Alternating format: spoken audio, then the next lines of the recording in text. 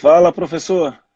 E aí, Douglas, tudo bem? Aos colegas e aqueles que estão nos vendo aí, uma boa noite. Direto aqui de São Paulo. Maravilha, coisa boa. Live nacional. O som tá maravilhoso. Estamos aqui no mini congresso do MP aqui, professor. Vamos lá para a gente discutir as coisas e trocar umas ideias, né? Que é Ó, importante. só, Nós somos só, MP. só para te atualizar aí, ó, já temos os colegas aí, ó, Thiago Bonfatti, Paula Volpe, aqui, ó, Ó, abraço pro Bonfa, abraço para Paula, para a galera que está aí. ó, É. Michel Maisano, Marco Sisti, vários colegas entrando aqui, ó, enfim, os colegas prestigiando a gente aí. É uma honra ter os colegas aqui acompanhando esse bate-papo nosso aqui. Falar de júri, né, Paulo? Olha, é uma das paixões, acho que de todos aqueles que estão no Ministério Público, É, né? Todos nós passamos pelo júri enfim, como você bem coloca em várias falas suas, na realidade é uma paixão porque trabalhamos com vidas, né? Vidas que é, se foram, vidas que dependem daquele veredito para é, dar sentimento de justiça, de paz social e a responsabilidade, principalmente para nós do Ministério Público, que representamos a sociedade naquele momento solene, quase sagrado, é muito grande. é. Então, é uma paixão que nos une, mas também que nos dá uma extrema responsabilidade.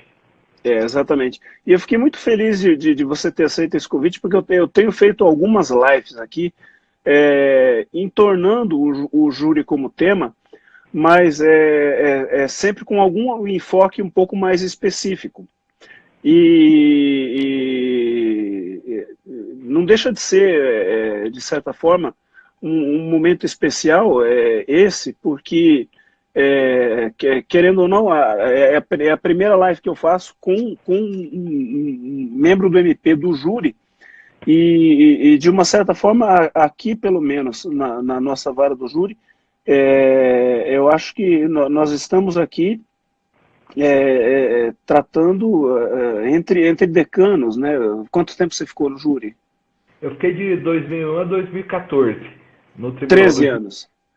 13 anos. 13 anos. 13 anos. 13 anos. Eu estou há 11, né? Acho que a Luciana Rabelo também ficou, acho que 12 anos, né? Ficou bastante tempo, É, porque eu dividi com ela o Tribunal do Júri, dividi inclusive com o Dr. Miguel ainda, quando eu cheguei na é, Campo Grande, né, em é. 2001, o júri. Ah, olha só que bonito, cara. O colega Lennon aqui está fazendo uma afirmação aqui. Ele não foi à aula hoje só para assistir essa live, Paulo. Olha que bacana. Não, É, espero que seja útil para você e estamos aqui para debater, para discutir. é uma honra. E até por isso, cara, que eu fiz questão de colocar na headline ali, entre os aspectos, além dos aspectos teóricos da questão do plenário, colocar a questão dos casos emblemáticos, né? Porque somando esses períodos todos aí da tua passagem, junto com a nossa aí, são ao todo aí de 24 para 25 anos de plenário. Isso é um quarto de século, né, Paulo? É, de, Praticamente, de, o Douglas, todo o século XXI no é, Tribunal do Júri, você e eu estivemos presentes e, aqui na cadeia. e, e eu acho que dá para a gente aproveitar essa live aí para resgatar muitos momentos históricos bons aí, para compartilhar com os colegas aí e extrair experiências boas disso, né? Sem dúvida. Tanto para compartilhar aí reminiscências, né? Não naquele sentido das reminiscências, como dois contadores de história sentados no banquinho, né? Acho que está cedo para gente entrar nessa fase, né?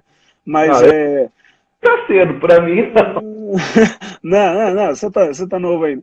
Mas para compartilhar reminiscências aí, extrair disso aí experiências boas, né? Principalmente para o pessoal, a gente tem muita gente jovem, Paulo, eu tenho percebido isso.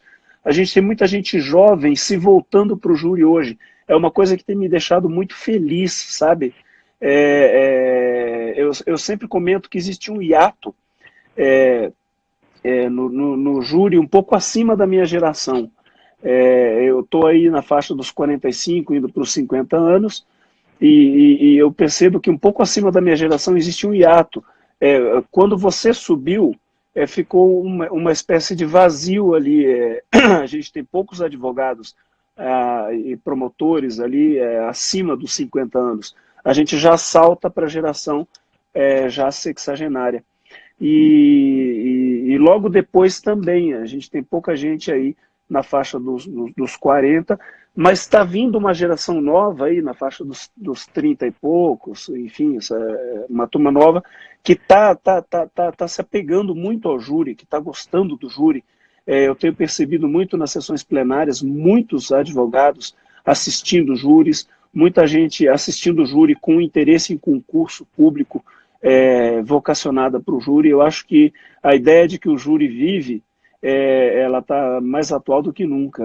E é por isso que eu tenho investido bastante, principalmente nas mídias sociais, em trazer o júri à tona, exatamente para compartilhar isso. E eu acho que esse compartilhamento das experiências hoje vai ser bem bacana.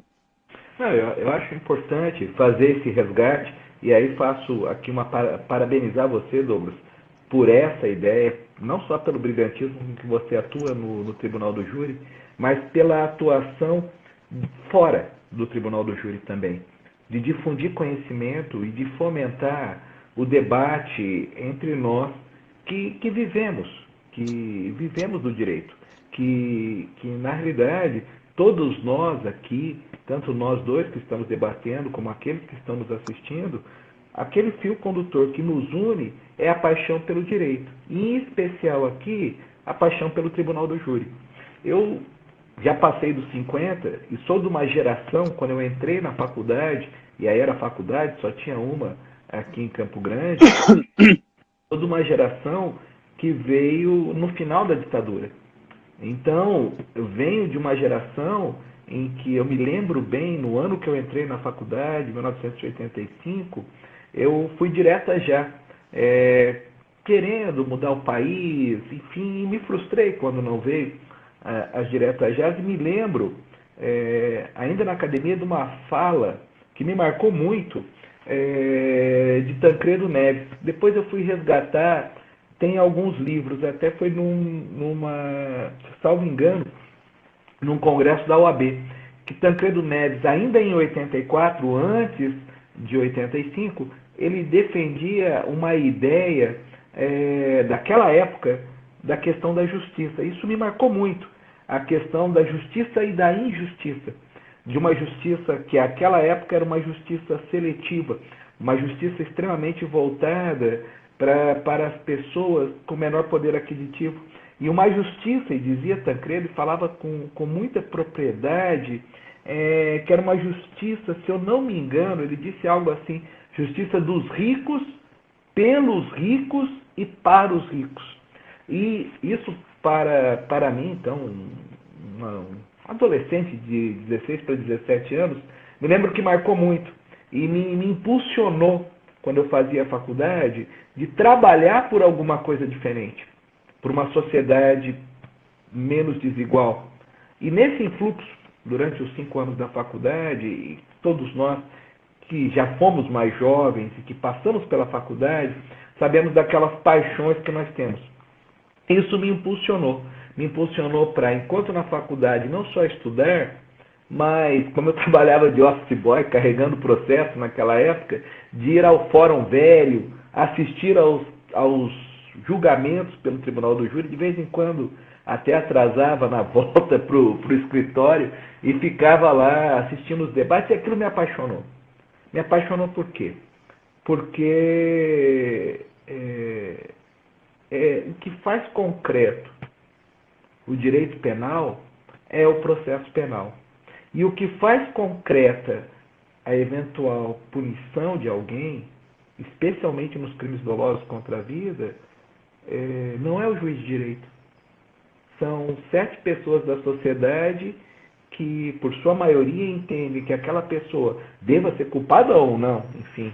Isso daí, para mim, nos bancos acadêmicos, me serviu de inspiração principalmente porque vivia uma época de ruptura, da uma mudança de Constituição, a Constituição de 88, todos aqueles modelos diferentes que surgiam, aquelas discussões que surgiam, aquela ansiedade por liberdade, liberdade de expressão, por liberdade de se manifestar. E isso, para mim, tudo se traduzia, naqueles anos todos, traduzia com muita força no julgamento que eu assistia, porque eu via ali o debate, não apenas de um alguém que matou outro, de alguém que morreu, das teses, mas o debate da própria mudança da sociedade que ocorreu dos anos 80.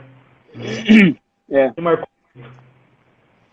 Você está falando isso, eu estou refletindo, porque eu estou até rouco, não sei se você está reparando, eu estou com duas garrafas d'água aqui, para ver se eu consigo terminar a live falando, porque eu ainda estou na vibe do júri. Eu fiz um júri hoje, que a princípio era para ser um júri tranquilo, era uma tentativa, mas era uma tentativa duplamente qualificada. Não que a prova fosse ruim, mas a prova ela era um pouco truncada. Ela precisava de uma costura muito delicada.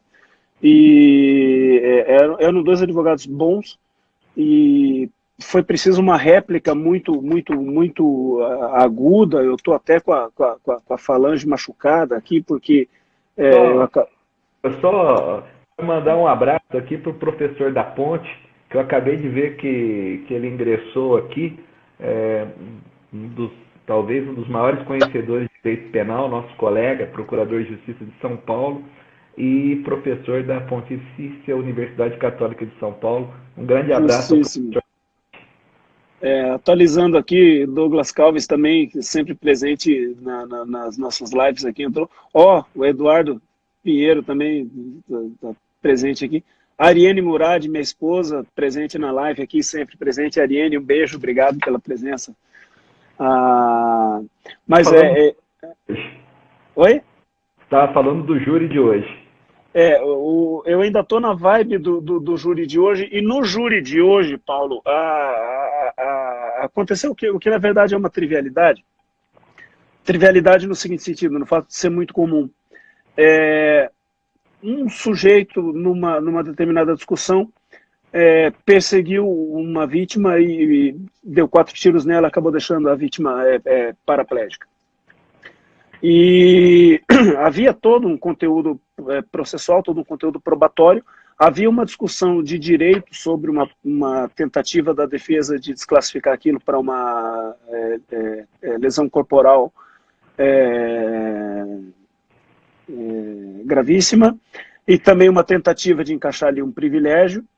Foi esse o objeto jurídico da causa, mas no final das contas, tudo girou ali em torno do conteúdo moral e do conteúdo humano da causa. A gente falou muito ali sobre a diferença entre verdade e certeza, a gente falou muito ali sobre a questão da moralidade da busca, a questão da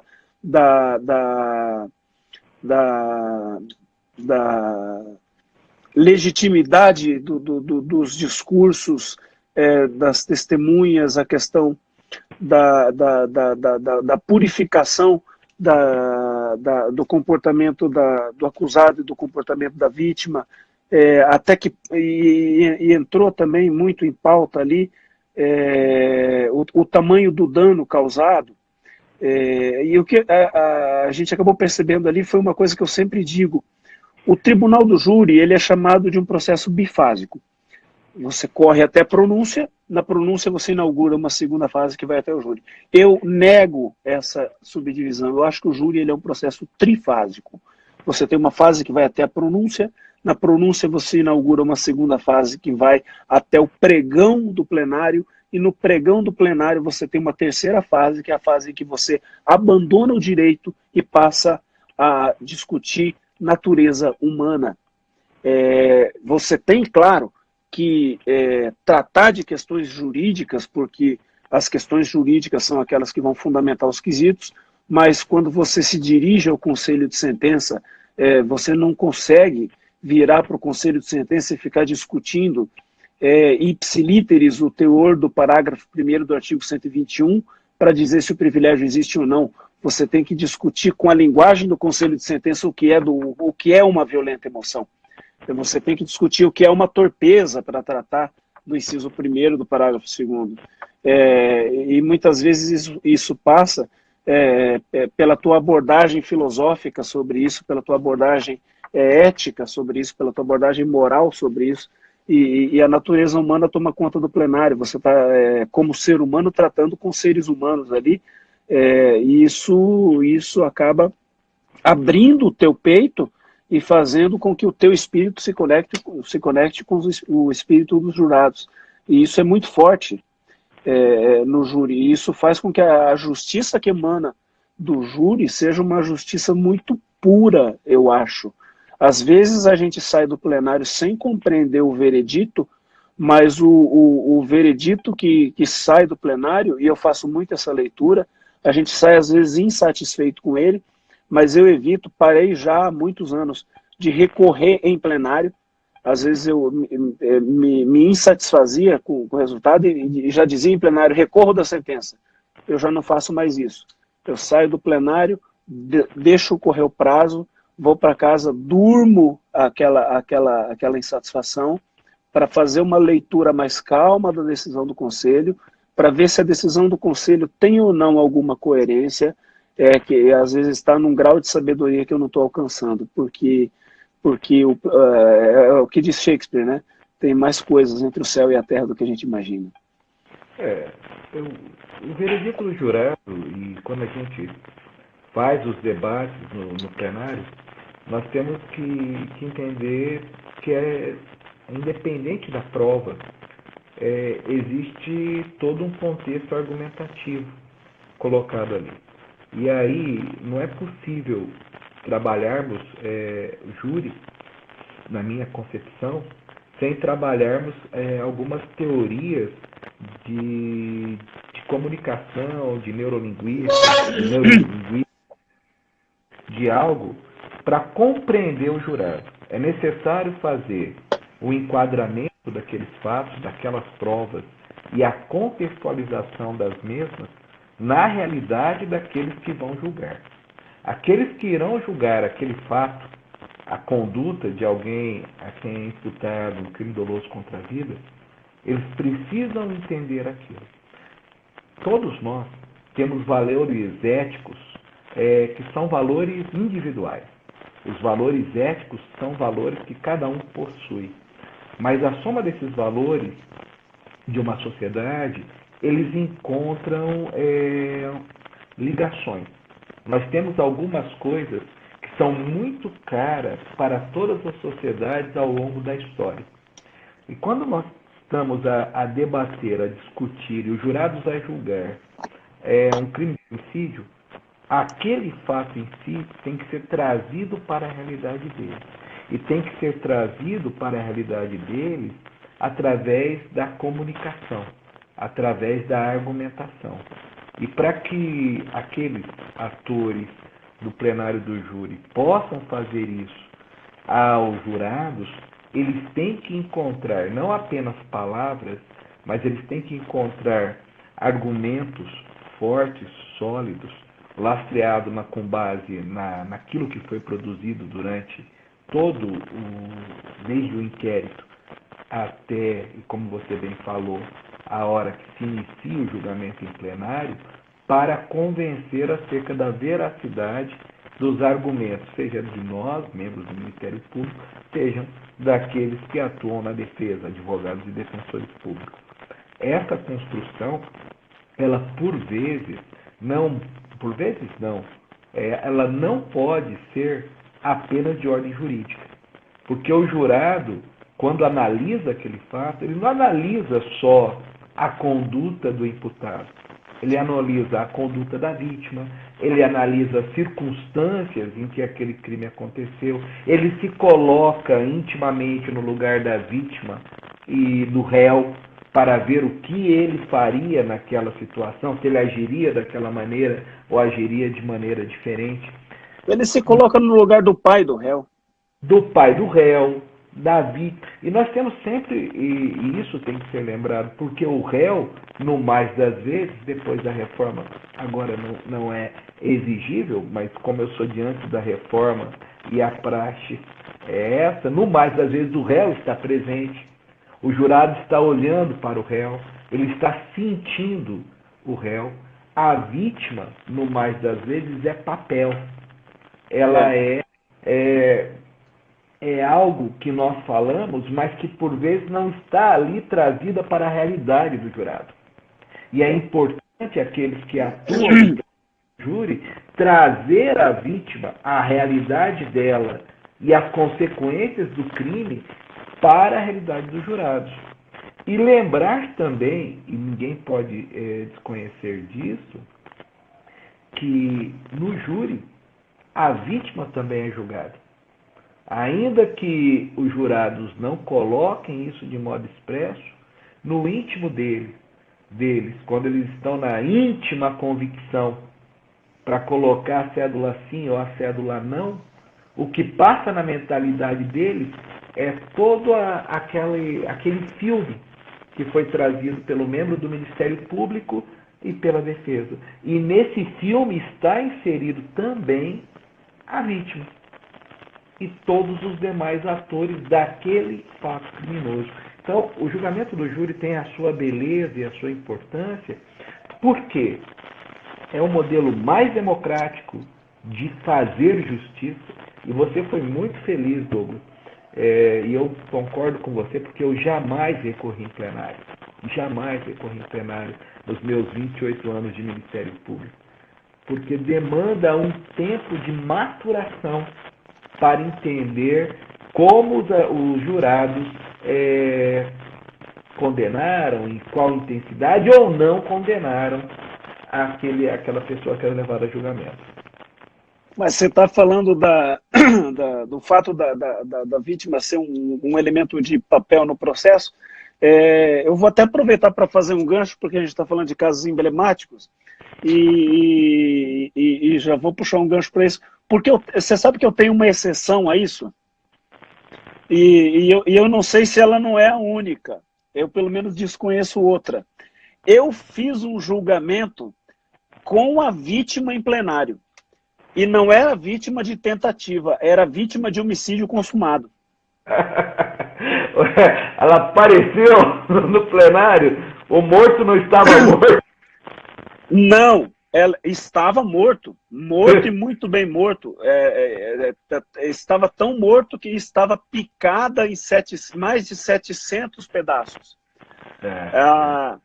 A vítima é um caso que você conhece, era uma criança de 9 anos de idade, que havia sido morta, e morta de forma barbaramente cruel, foi vítima de 4 horas numa sessão de espancamento. Ela havia sido enterrada pelo assassino. 3 meses depois de enterrada, ela foi desenterrada, picada em mais de 700 fragmentos e enterrada novamente em 2 covas novas, queimada, reenterrada, e foi encontrada novamente mais de 1 ano e 3 meses depois. Quando este corpo foi descoberto, dado o tempo que havia transcorrido, ele estava carbonizado, fragmentado e vegetalizado, de forma que o exame que foi feito sobre a ossada permitiu afirmar que pertencia à classe animal, mas não era possível afirmar sequer que era humano. Então, eu tive que tocar o processo ali sem a materialidade. Eu não tinha nem a prova de que aquilo ali era uma ossada humana. E eu tive que complementar aquela materialidade, me valer daquela reserva do CPP, complementando a materialidade com prova testemunhal, e apesar desse recurso, consegui a pronúncia dos acusados e fui a júri e consegui a condenação. Só que um pouco antes do julgamento, eu me liguei que aquela ossada estava apreendida. E fui atrás dela e descobri que ela estava apreendida na delegacia de polícia. E pensando nisso, eu me liguei que aquilo era bem apreendido do processo. E como era coisa apreendida do processo, fazia parte do processo, aquilo deveria ser trazido aos autos, ser trazido a plenário e ser exibido ao Conselho de Sentença. Eu fui massacrado pela defesa, a defesa achou que eu queria fazer uma missa de corpo presente e tal, mas eu fiz questão de trazer o processo, e o mais curioso de tudo, como aquilo foi localizado como um achado de cadáver, foi acionada a funerária de plantão. E a funerária de plantão, sabendo que era uma criança, levou uma urna funerária pequena. E aquilo tudo foi acondicionado numa urna funerária mesmo. E o juiz, então, para não causar muita comoção, era um crime de repercussão, imprensa e tal, para não levar aquela urna funerária ao plenário, mandou acondicionar na mesa da sala de audiências e fez subir a sala de audiências, promotor, advogado e conselho de sentença. Quando nós entramos na sala, estava a mesa de audiência com a urna em cima e parou todo mundo em volta. Virou um verdadeiro velório em volta daquilo. Ele abriu o caixão e exibiu a ossada do menino. Então, de fato, ali eu tive um júri de homicídio consumado com o corpo da vítima presente. Fato inédito, pelo menos. Não tinha conhecimento, não tenho conhecimento de outro fato como esse aqui, pelo menos aqui no Mato Grosso do Sul. O Jorge Charbel, que trabalha comigo, o Jorge está presente na live aí. O Jorge me contou que depois correu uma lenda urbana no fórum. Não chegou ao meu ouvido essa lenda urbana, mas correu uma lenda urbana no fórum que eu teria feito a peroração do júri segurando a mãozinha do menino. Que eu teria aberto o caixão e feito a peroração segurando a mãozinha do menino. O pessoal inventa muita coisa, mas... Talvez tenha feito. Talvez tenha feito. Né? Não foi verdade, não foi verdade. Mas foi um caso muito dramático, foi um caso muito dramático. Foi um resultado extremamente justo, porque houve uma condenação a pena elevada para um crime tão hediondo como esse que foi praticado. Foi 28 anos e pouco a pena, ela liberou a pena máxima. E as questões do júri, elas trazem isso a todos nós que atuamos, advogados, defensores, promotores de justiça, juízes de direito e jurados. Só aquele que participa do julgamento pelo júri sabe que, como você colocou logo no início, quando se diz declara aberta a sessão, acontecem coisas que não acontecem em um processo normal. Porque é um processo eminentemente construído na base do diálogo, da argumentação e das ideias. Com base na prova, evidentemente, que foi produzida, mas muito na forma em que o membro do Ministério Público, o advogado de defesa, o defensor, enfim, conseguem apresentar aquela prova aos jurados e conseguem construir com a maioria dos jurados um consenso acerca daquilo que foi produzido. Porque quando a prova é produzida, e nós apresentamos a mesma em plenário do júri, ela se descola do processo e se impregna na alma dos jurados. Cada um pode olhar um depoimento, um vídeo com depoimento, um laudo, enfim, com a sua experiência.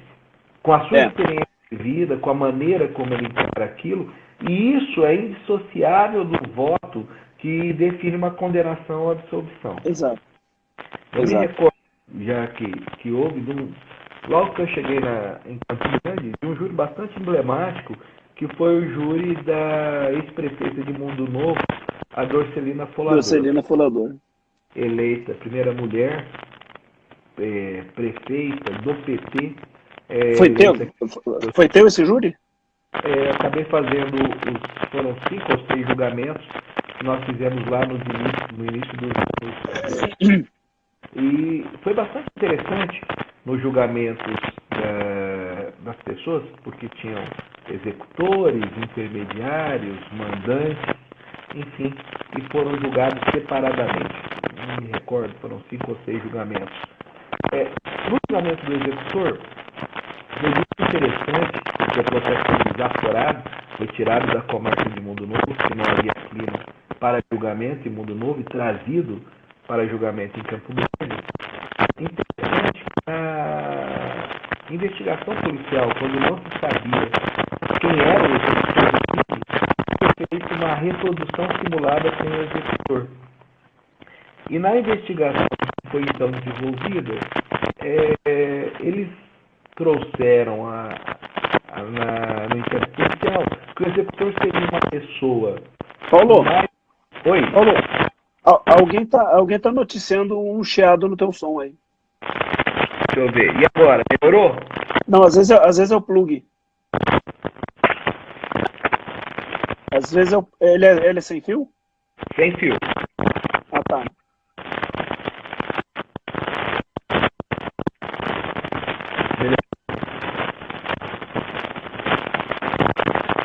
Alô?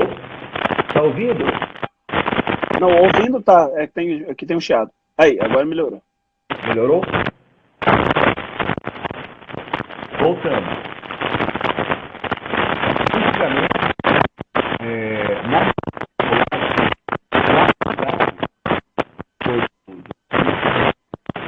deveria ser mais de 70 anos. Na cidade, estavam. Paulo, vamos tentar sem o fone? Então vai. Agora, tá ouvindo?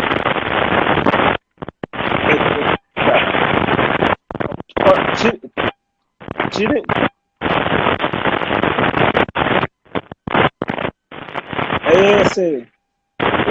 Esse vai.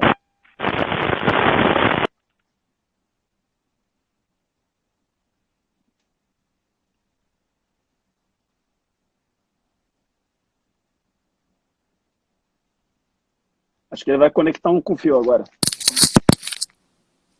Esse show. Agora dá para ouvir? Fantástico, fantástico. Voltando. No júri dela, a reprodução simulada indicava um executor com mais de 1,70 m, canhoto. E, na realidade, a pessoa que foi presa, confessou a arma do crime, entregou objetos que foram utilizados, tinha menos de 1,60 m e era destra.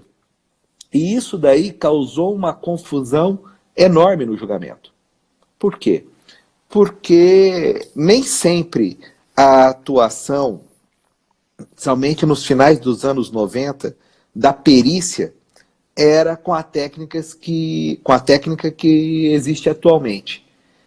E isso causou uma impressão no júri de muita dúvida. O que, para nós do Ministério Público, que tínhamos a convicção daqueles que participaram por uma série de outros elementos que foram agregados durante a instrução criminal, exigiu um esforço hercúleo para mostrar que aquilo que foi feito num primeiro momento pela própria autoridade policial, pelos meios de persecução oficiais do Estado, não eram corretos. E causou uma impressão muito, muito dura no júri. Evidentemente, todos foram condenados a penas elevadas, mas mostra também a preocupação que nós temos que ter, Ministério Público, defesa, advogados, sobre a correção e a eficiência da investigação que fundamenta, enfim, a denúncia do Ministério Público. É importante que se tenha um olhar para essa parte e um estudo mais aprofundado por nós, membros do Ministério Público, a respeito das perícias. E dou outros exemplos, e você já enfrentou isso, a questão dos laudos que atestam a imputabilidade ou a semi-imputabilidade ou a inimputabilidade de diversos acusados. Por mais das vezes, não é raro nos depararmos com laudos onde talvez pelo simples uso de substância entorpecente, vem laudos atestando a semi-imputabilidade do indivíduo, quando isso não é verdade. Pelo mero uso de substância entorpecente, o indivíduo não é semi-imputável, mas exige de todos nós, do Ministério Público, enfim, de todo o sistema de justiça, não apenas do Ministério Público, um estudo aprofundado para desconstituir laudos, por vezes feitos sem o rigor científico necessário, que acabam prejudicando todo um aparato, não de persecução ou condenação, mas um aparato de justiça. Então exige também esse olhar diferenciado de todos nós que atuamos, não só no Tribunal do Júri, mas que atuamos no sistema de justiça como um todo. Eu particularmente, por alguns aí eu sou considerado uma figura problemática com relação a perícias psiquiátricas aí. Eu acho que eu andei fazendo aí perdendo, não vou dizer fazendo inimizades, mas perdendo a oportunidade de fazer algumas amizades aí no meio, porque eu tive alguns casos, eu diria, emblemáticos. Um deles foi esse, do caso Dudu, desse menino que foi picoteado, porque o autor principal, que era o mandante, ele era mandante e executor, esse que recebeu a pena maior, não tinha nenhum problema nesse sentido, mas o crime foi praticado por ele e mais 3 jovens, sendo desses 3 jovens 2 menores e um maior. E houve um segundo júri desse outro maior. E esse maior, ele passou por uma perícia psiquiátrica que resultou num laudo de esquizofrenia. Vou contar de um outro caso, antes de comentar sobre esse laudo dele, que foi o de uma garota de programa de nome Claudineia, um caso extremamente dramático, enfim, a menina morreu na véspera do Dia das Mães, enfim, foi uma das perorações mais tocantes que eu fiz na minha vida, porque ela tinha um filho em idade escolar que tinha recebido como trabalho da escola fazer uma carta para a mãe de Dia das Mães e trazer na segunda-feira com a resposta da mãe atrás da cartinha. E como ela morreu na véspera do Dia das Mães, e ela foi velada no Dia das Mães, o filho colocou a cartinha no caixão. E a família recolheu essa cartinha e me entregou, e eu fiz a peroração lendo a cartinha do filho. O júri foi daqueles assim, o júri que eu não esqueço. Entre 700 e poucos júris que eu fiz na minha vida, esse é um dos que eu conto na mão que eu não esqueço. E essa mulher foi morta, era uma prostituta, ela foi pega ali na 15 de novembro por 3 rapazes num carro, foi levada para a saída do aeroporto e lá eles tiraram ela do carro, queriam fazer o programa sem pagar, ela se recusou, e aí um brutamontes de 1,85 m de altura, pesando 120 quilos, resolveu bater nela e matou ela com uma pedra desse tamanho, pesando 6 quilos, esmagando a cabeça dela, fazendo um bife da cabeça dela, acabou com ela. E esse brutamontes alegou distúrbio mental e também deu esquizofrenia. Só que ele tinha vários relatos de que ele mentia muita coisa, enfim e tal. E nas duas hipóteses foi a mesma pessoa que fez o laudo, e essa mesma pessoa que fez o laudo fez com os 2 periciados o seguinte: ela agendou uma anamnese com os 2, num deles a anamnese durou 35 minutos e no outro a anamnese durou 25 minutos. E nos 2, ela laudou exclusivamente com a anamnese, com a conversa com o preso, ela laudou na mesma manhã. Você está me entendendo, Paulo?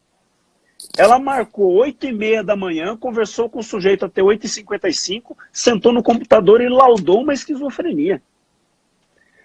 Sem conversar com um parente, sem pegar um registro hospitalar, sem pegar mais nada.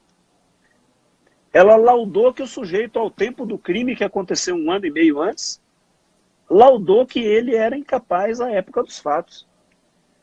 E eu já vinha mergulhando em alguns casos sobre medicina legal e trabalhei a comparação que existe entre sintomas de esquizofrenia e mitomania. Claro. Porque o sujeito, o mitômato, ele tem de 9, 10 sintomas de esquizofrenia, 5 ou 6 são semelhantes à mitomania. E o sujeito, tendo a voluntariedade de enganar o psicólogo, o mitômato, ele vai embora. Vai embora. E eu quebrei esses 2 laudos sem perder nenhum voto. Tanto é que essa pessoa depois ela pediu desligamento do Tribunal de Justiça, dizendo que não queria mais ser nomeada. Eu acho que foi minha causa. Não, mas enfim.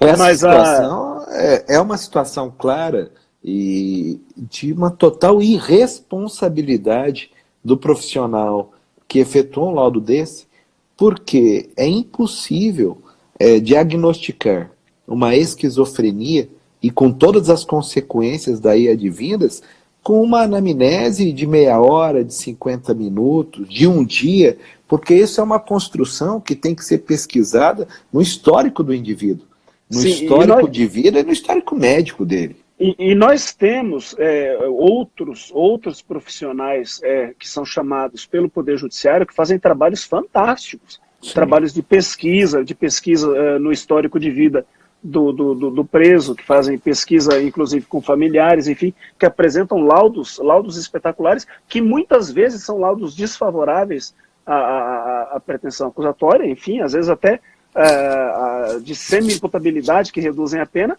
com os quais eu aqueço. Por quê? Porque eu sim, vejo que o trabalho técnico é fantástico. Eu respeito a perícia técnica. Agora, quando você vê que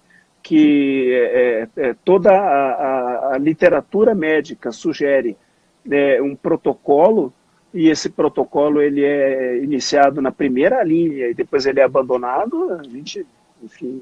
Sim, e isso, para nós do Ministério Público, essa sensibilidade é fundamental. Nós não podemos perder a capacidade, eu sempre digo isso, não só de estudar, caso a caso, cada caso é um caso, são vidas ali, enfim, que passam pelas mãos do membro do Ministério Público, e nós não podemos perder também 2 características que para mim são fundamentais a qualquer membro do Ministério Público, especialmente aqueles que atuam no Tribunal do Júri. Primeiro, a capacidade de indignação. Nós não podemos perder a capacidade de nos indignarmos quando vemos situações que são absurdas a todos nós. E às vezes caímos no automático. Esse é um grande problema da sociedade moderna. Podia até discutir pós-modernidade, a falta de se colocar no lugar do outro, o princípio da alteridade, o egoísmo, o hedonismo, o consumismo, enfim, típicos dessa quadra da história. Mas o membro do Ministério Público não pode perder a capacidade de se indignar e a sensibilidade de entender os dramas humanos que passam ali, que culminaram com um homicídio. Eu me lembro muito de um crime e desses quase 800 júris tem vários que me marcaram, mas eu me lembro de alguns e um específico que me marcou e me fez olhar com outro olhar algumas situações. Veio 2 senhoras, ambas tinham filhos, tiveram vidas difíceis, terminaram os inúmeros relacionamentos com outros homens que tiveram ao longo da vida e acabaram as 2 por se apaixonarem e, enfim, iniciarem entre elas um relacionamento. Situação econômica difícil de ambas, e uma delas, numa determinada noite, estavam ambas em um hotel nas proximidades da rodoviária antiga, discutiram por questões financeiras e uma delas saiu do hotel e foi se prostituir para conseguir dinheiro, enfim, para ambas. Foi lá, se prostituiu e retornou ao hotel. As 2 senhoras, já na fase final da vida, discutiram ali e no meio da discussão se quebrou uma garrafa e uma das mulheres pegou um dos cacos e agrediu a outra, vindo a cortar na região do pescoço, atingindo a carótida e causando a morte. E o que foi muito significativo nisso? Quando chegaram as pessoas para ver o que estava acontecendo, a polícia, e mesmo depois de algum tempo, quando chegou a polícia, aquela que havia eliminado a vida da outra, abraçada ao corpo, aos prantos, pedindo para ser presa, que estava escrito isso no processo, que qualquer punição para ela seria insuficiente, porque Deus já havia punido de maneira muito dura, porque ela perdeu o amor da vida dela, algo assim que estava no processo. Ela foi presa, não tinha casa, não tinha residência, enfim, nem os filhos mais a queriam, não tinha pai, não tinha mãe, enfim, uma vida muito doída. E aquilo veio para mim, evidentemente, denunciei, naquele momento não tinha como não denunciar. E ela ficou presa, e foi para o plenário do júri. E no plenário do júri, eu olhando aquela pessoa e vendo a história de vida dela, eu não tive condições de pedir uma punição dura para ela. Por quê? Porque ainda que o fato pudesse até dar um enquadramento mais duro para a conduta que ela fez, nós não podemos perder a sensibilidade do caso concreto. E eu pedi uma pena pequena, os jurados acabaram acatando aquilo que eu pedi, foi punida dentro daquilo que eu achava justo, mas foi colocada em liberdade. E por que eu digo isso?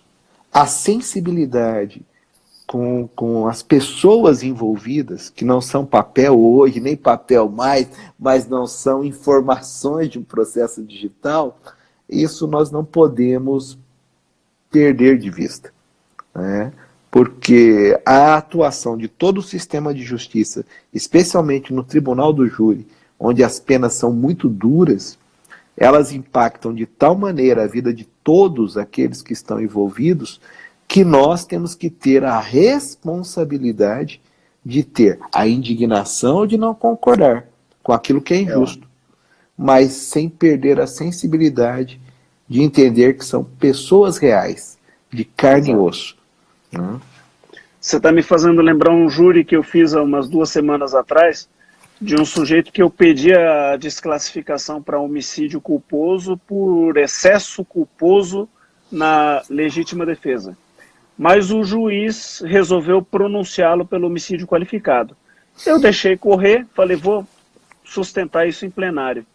Só que quando chegou a fase de estudo para o plenário, eu fui fazer as contas, ele tinha mudado de endereço e pela mudança de endereço ele acabou sendo citado por edital, saiu aquela prisão decorrente do 366 e logo que saiu a prisão ele foi preso, poucos dias depois. Não era o caso de fuga ficta, ele tinha mudado de endereço mesmo. E quando ele foi preso, eu percebi que ele tinha endereço e estava trabalhando com carteira assinada, eu concordei com a soltura dele. Mas o juiz manteve preso. e mesmo comigo concordando e o juiz mantendo preso, ele ficou preso por 7 meses, cara. Olha só que coisa interessante. O juiz manteve ele preso por 7 meses, mas depois lá na frente correu a instrução, ele foi interrogado, aí eu vi, eu assisti a instrução, eu tive testemunhas de acusação, testemunhas de defesa, interrogatório, formei a minha opinião de que eu ia pedir a desclassificação para o culposo na alegação final, eu formulei um novo pedido de liberdade para ele. Aí a defesa pediu também, aí o juiz soltou, mas ao todo ele ficou 7 meses preso. Quando chegou o dia do júri, ao invés de eu fazer o meu pedido de desclassificação para homicídio culposo, que geraria para ele a suspensão condicional do processo, deixaria ele 2 anos em período de prova, eu pedi absolvição. Falei, eu não vou pedir para que ele fique 2 anos agora com alguma constrição de liberdade, Porque o sujeito já ficou 7 meses preso, isso é muito pior do que 2 anos com uma constrição parcial de liberdade. Eu estou num duelo entre ser fiscal da lei ou ser promotor de justiça. Eu prefiro ser promotor de justiça do que ser fiscal da lei. Então vou abrir mão de um lado do que eu sou para ser o outro. Tem horas que você tem que abrir mão disso. Mas, Paulo, nós temos 10 minutos. Deixa eu só dar, senão eu também vou tomar as contas. Eu acabei de ver que a minha noiva, Luciana, está nos assistindo, então prometi para ela que ia mandar um beijo, ao vivo e a cores. Então, um beijo para a Lu. Estamos os dois bem acompanhados das nossas respectivas amadas aqui. Que bom. Paulo, nós temos 9 minutos. Eu vou te fazer uma provocação agora, um bate-bola bem rápido entre nós dois aqui. Eu vou te fazer a seguinte pergunta. O que é fundamental aqui, o que é fundamental hoje para a formação de um bom tribuno do júri, na tua opinião? Primeira coisa que é fundamental é ter conhecimento geral. O tribunal do júri não é só um debate jurídico. Evidentemente que tem que ter conhecimento jurídico, evidentemente que tem que conhecer o processo a fundo, mas é importante que tenha um conhecimento geral e a sensibilidade para entender quem irá julgar.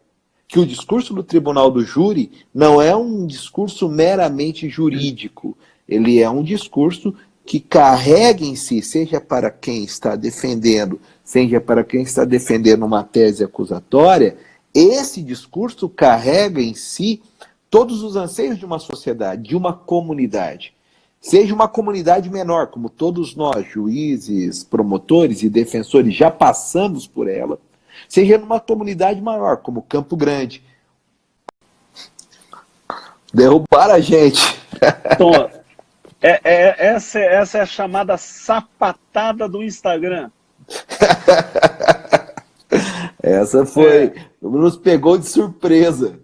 Tecnicamente, ele nos derruba quando completa 1 hora de live, mas eventualmente ele antecipa isso por 1 ou 2 minutos. No nosso caso, ele antecipou 6. Né? Essa é verdadeira sapatada. Eneida Iomê, minha mãe, um beijo, minha mãe, e seja bem-vinda.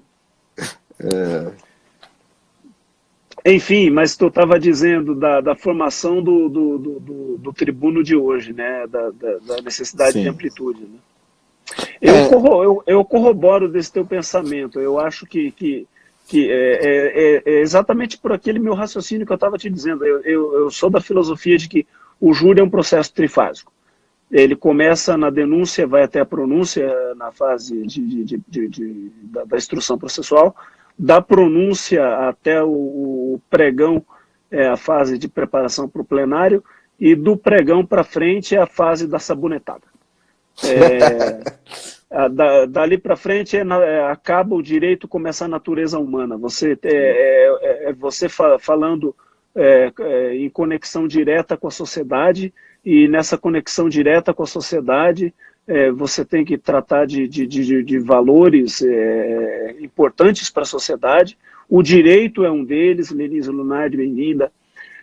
O direito é um dos valores importantes, mas muitos outros, Lia Paim, bem-vinda, muitos outros igualmente são.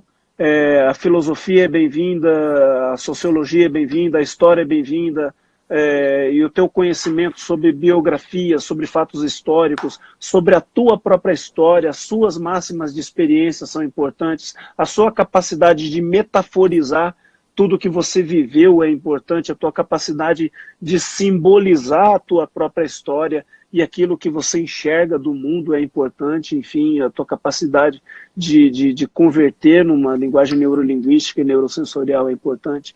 Essa abertura de foco no júri, ela é fundamental, eu estou de acordo contigo. E nós temos que entender que aqueles que julgam, e também nós, que somos atores desse julgamento, nós não somos seres distantes e imparciais.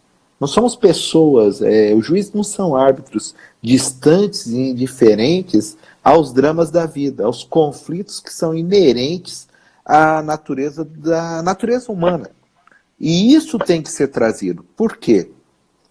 Ao longo da história, e isso não pode ser desconhecido por aqueles que querem atuar no tribunal do júri, tudo aquilo que foi construído vem à tona num julgamento pelo plenário do júri. Então, a soma de experiências individuais e coletivas, elas refletem na tomada de decisão dos jurados.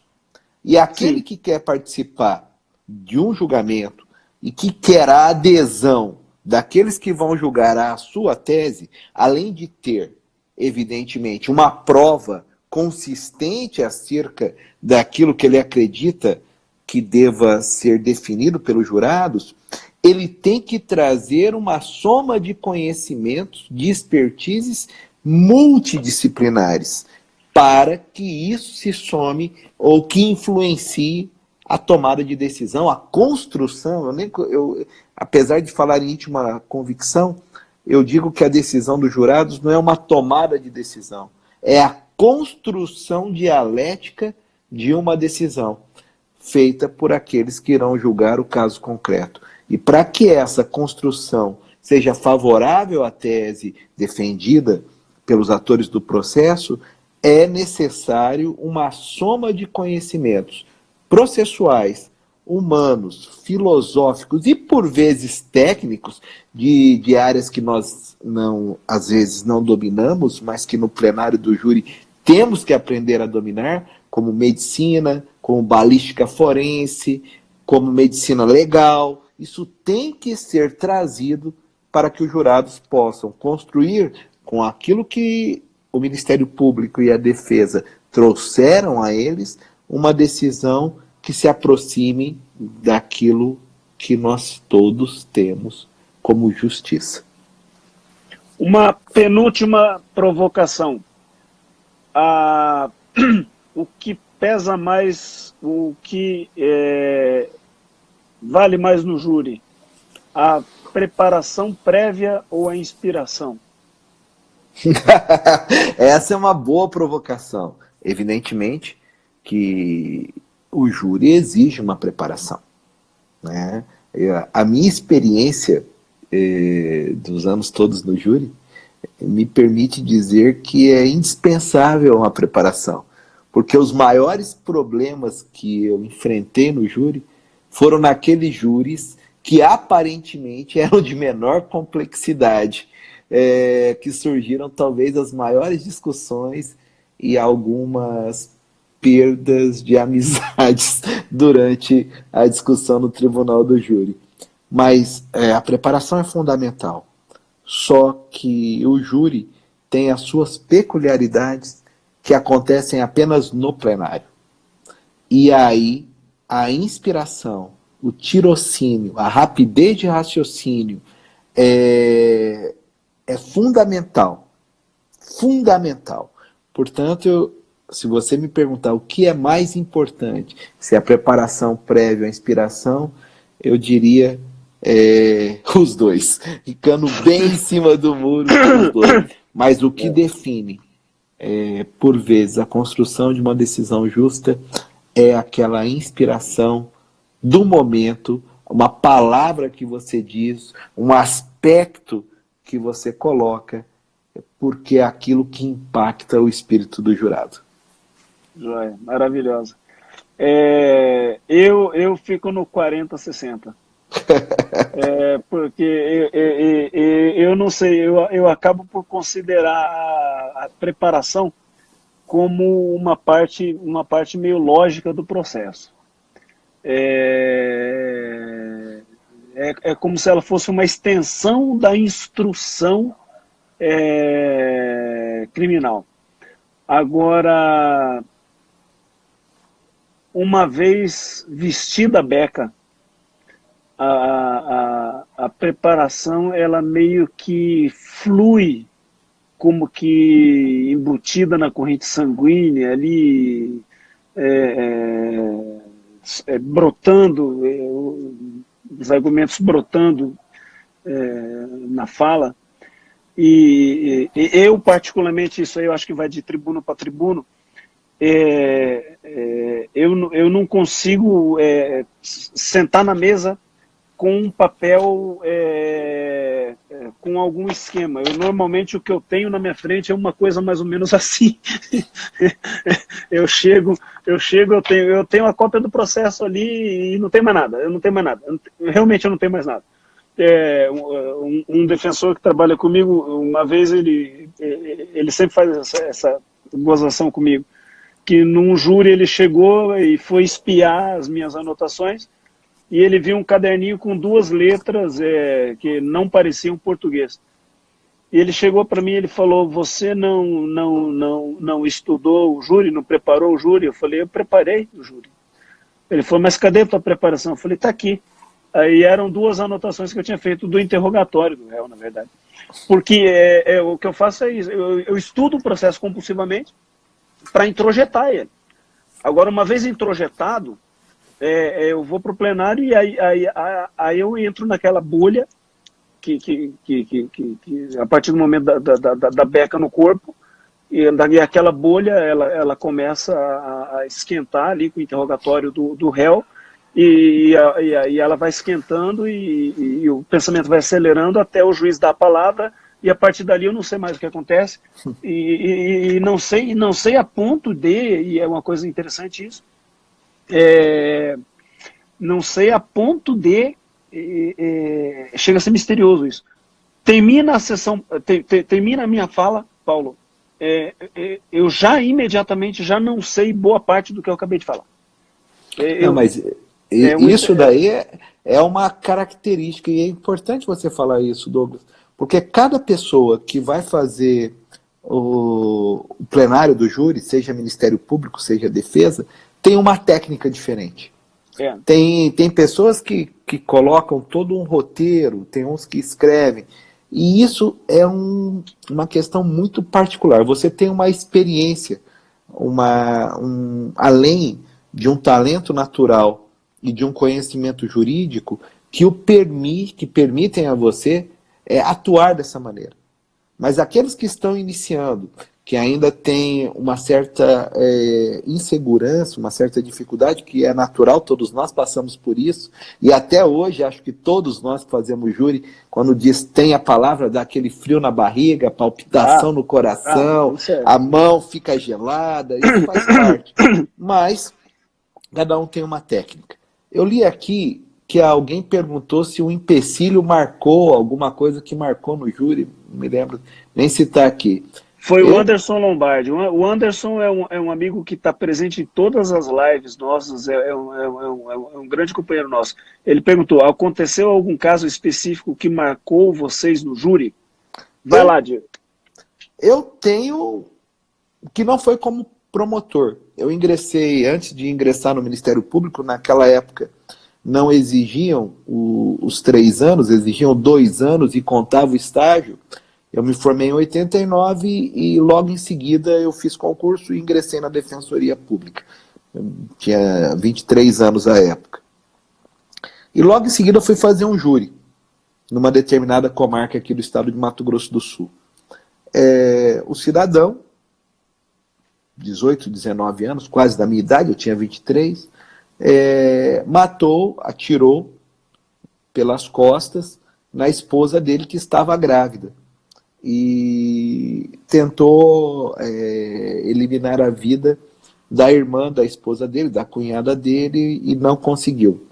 Nem atingir os tiros. Era um homicídio com aborto, homicídio qualificado com aborto, e uma tentativa branca qualificada.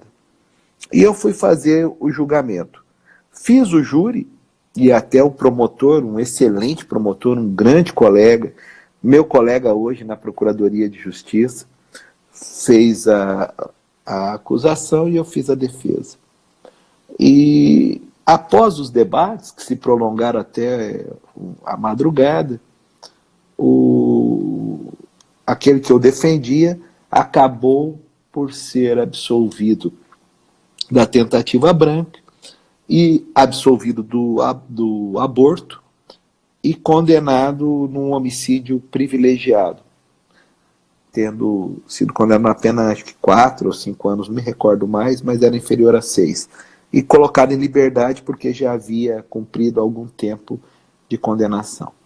E eu, naquela minha juventude toda, fui comunicá-lo do resultado do júri, que acabou acolhendo a tese que naquela época eu sustentei, e ele me abraçou, enfim, e disse umas palavras que mudaram a minha vida. Ele me abraçou e disse, já no começo da madrugada, Dr. Paulo, muito obrigado, vou ganhar liberdade. Mas e se referiu à ex-esposa dele, mãe do filho, que ele matou, com uma palavra de baixo calão, se referindo a ela. E disse mais, que aquela pessoa, utilizando-se de uma palavra, de uma expressão que eu não vou falar aqui, mereceu morrer. Aquilo me marcou com muita intensidade. Por quê? Porque eu me senti, naquele momento, e já se vão quase 30 anos disso, eu me senti muito mal.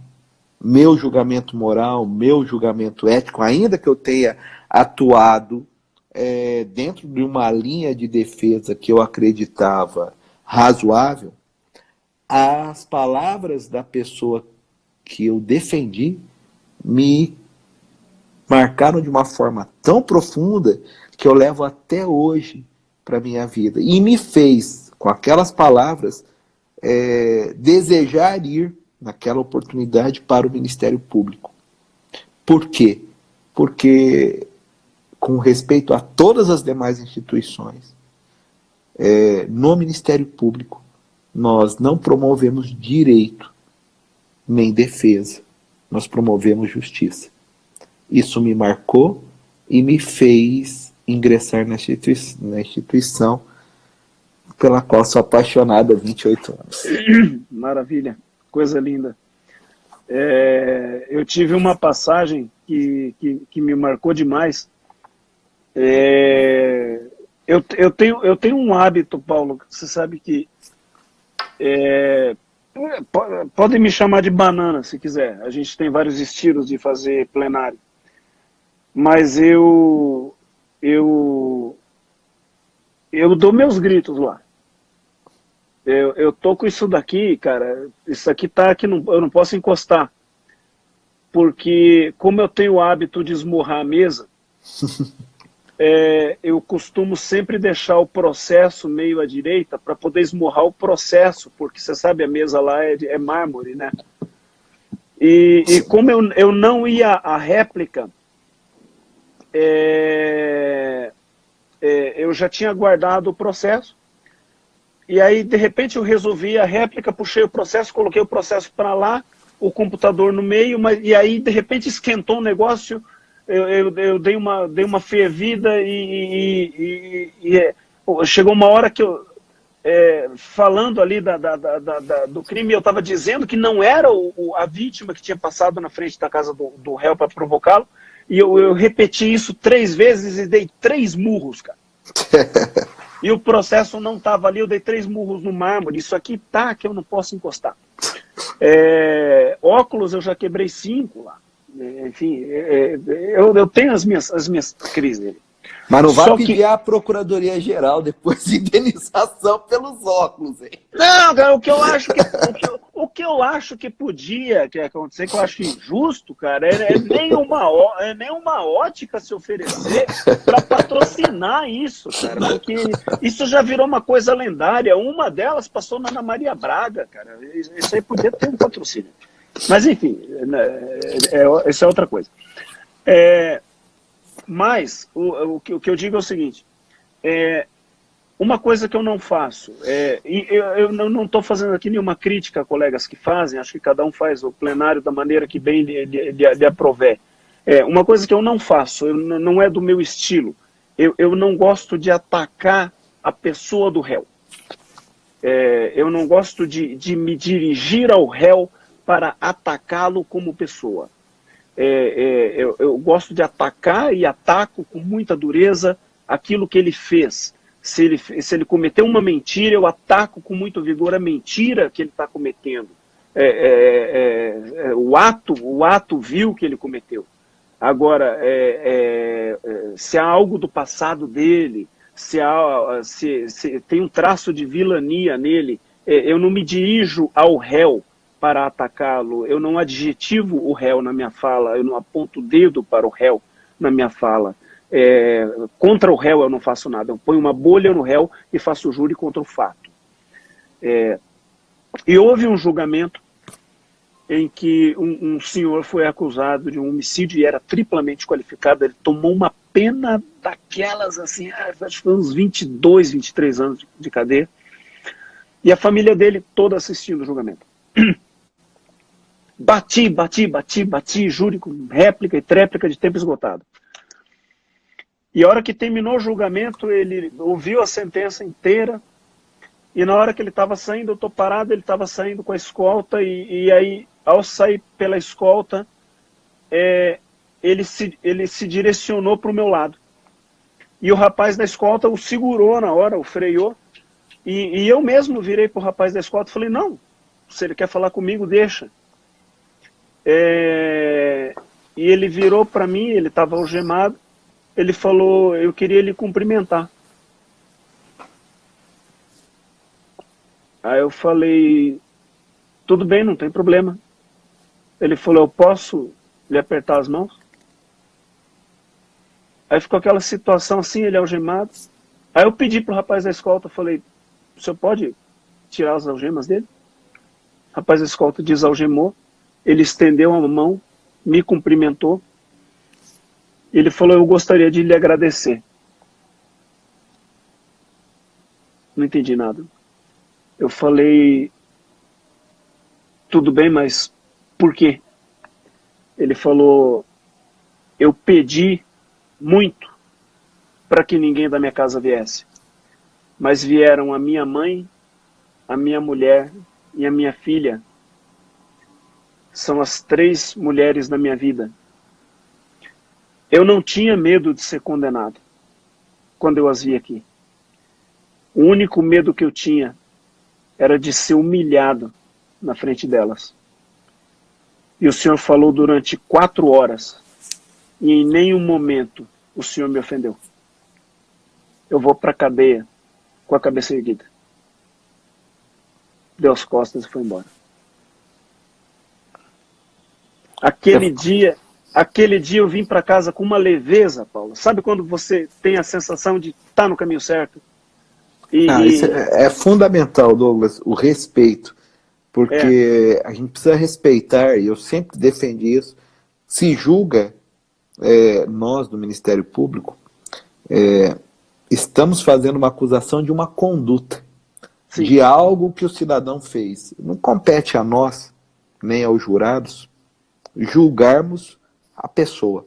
Estamos, sim, julgando o ato que ele fez e responsabilizando o ato pelo que ele fez. O julgamento dele, para aqueles que acreditam como eu, vai ser feito em um outro momento, quando nós não mais estivermos nesse plano. Mas no julgamento, ele tem que ser, ele está lá para responder pelo que ele fez, pela conduta dele. E a conduta dele, a responsabilização da conduta dele, tem que ser dura, incisiva, mostrando toda a indignação do Ministério Público e da sociedade, mas com o respeito à dignidade que é de todo ser humano. Exato. Não compete a nós fazer isso, nem a ninguém. Então, a sua conduta, a maneira como você trata, traduz, na realidade, o espírito que deve permear todo membro da nossa instituição. Isso é extremamente louvável e inspirador para as novas gerações. Mas me chamou muita atenção a reação dele de parar, por um cara que tinha acabado de receber 22, 23 anos, sei lá, de pena, ter aquele insight de parar exatamente para conversar com a pessoa que tinha pedido aquilo para ele, né? Enfim, aquilo ali me foi marcante. Mas enfim, acho que... Hoje bateu o recorde de tempo, hein, Douglas? Foi, enfim, live fantástica, 1h17, com 2 incursões aí. Eu acho que o recorde de colegas também, nunca tivemos tantos colegas participando aí, é uma honra tremenda ver os colegas do Ministério Público aqui conosco. Uma honra tremenda conversar sobre júri contigo, é um aprendizado, sempre é um aprendizado, inconteste isso. Da minha parte, eu vou antecipar aqui as minhas despedidas para, claro, em honraria aí deixar o fechamento da live aí contigo. Paulo, foi um prazer imenso ter feito esse convite e tê-lo visto ser aceito por ti. Devo dizer aqui publicamente que enquanto promotor do júri da capital, você tem o teu nome como uma referência, e falo isso com a certeza de que isso não é uma coisa minha, isso é uma coisa nossa aqui, de todos. Você é um marco no Tribunal do Júri Campograndense, não só pelo teu decanato, mas pela grandeza do teu trabalho, pelo histórico dos teus grandes julgamentos, pelos grandes julgamentos que você fez, mas, sobretudo, pelo grande rastro de respeitabilidade e de consideração que você deixou perante todas as pessoas com as quais você trabalhou aqui, todas aquelas com as quais você trabalhou, tem você ainda em muito alta conta, todas se referem a você aqui como, se não um dos maiores profissionais que o Tribunal do Júri de Campo Grande já recebeu. E isso para mim não é um orgulho pelo fato de tê-lo hoje na condição de chefe da nossa instituição. É um orgulho pelo fato de ter sido lá entre 2009 e 2012 seu colega de tribunal do júri da comarca de Campo Grande. Eu costumo dizer que a marca do tempo correndo na minha história é o fato de ter sido colega de tribunal do júri, de ter dividido as hastes do tribunal do júri com o atual Procurador-Geral de Justiça. Isso mostra que o tempo tem passado para mim. Eu te cumprimento. Douglas, se o tempo passou por você, imagina por mim. Eu te cumprimento, eu te agradeço e eu te passo a palavra aí para você dar as suas considerações finais. Primeiro, agradecer as palavras suas, que foram extremamente gentis. Claro, mais fruto da amizade do que eu propriamente merecê-las. E mais, o meu decanato está ficando para trás. Você vai ser o promotor de justiça com maior tempo no Tribunal do Júri da capital. Tinha um procurador-geral, quando eu entrei, Dr. Ovidio Pereira, que tinha um ditado. Ele dizia que a unha nova empurra a unha velha. Você é a unha nova que empurrou a unha velha com mais qualidade, com mais inteligência, com maior sensibilidade e talvez mais preparado para encarar a complexidade das demandas que se afiguram nesse século XXI. Para mim foi uma honra, um prazer estar aqui, não conversando, mas dividido com reflexões com uma pessoa que eu respeito, que eu admiro e que, enquanto chefe do Ministério Público, me orgulha de pertencer a uma instituição que tem uma pessoa como você. Então eu quero aqui agradecer o convite e dizer que eu sempre estou à disposição e que, acima de tudo, nós, eu, você e especialmente aqueles que integram o Ministério Público, estamos aqui para tentar construir uma sociedade melhor, fazer concreto aquilo que o artigo 3º da Constituição Federal coloca como objetivo fundamental, que é construir uma sociedade mais justa, menos desigual, mais solidária. E a justiça passa fundamentalmente por uma ideia de isonomia, que é tratar as pessoas iguais nas suas desigualdades, o que significa punir aqueles que se desvirtuaram do caminho da justiça, da retidão, e no tribunal do júri, punir aqueles que mereçam ser punidos por terem tirado o bem mais valioso que qualquer ente humano possui, que é a vida. Valeu. Acho que fechamos bem. Valeu, Douglas. Valeu. Abraço. Muito obrigado. Abraço a todo mundo aí. Obrigado a todo mundo. Fica com Deus, Paulo. Felicidades. Fica com Deus. Abraço. Nos vemos por aí. Um abraço. Felicidades. Abração.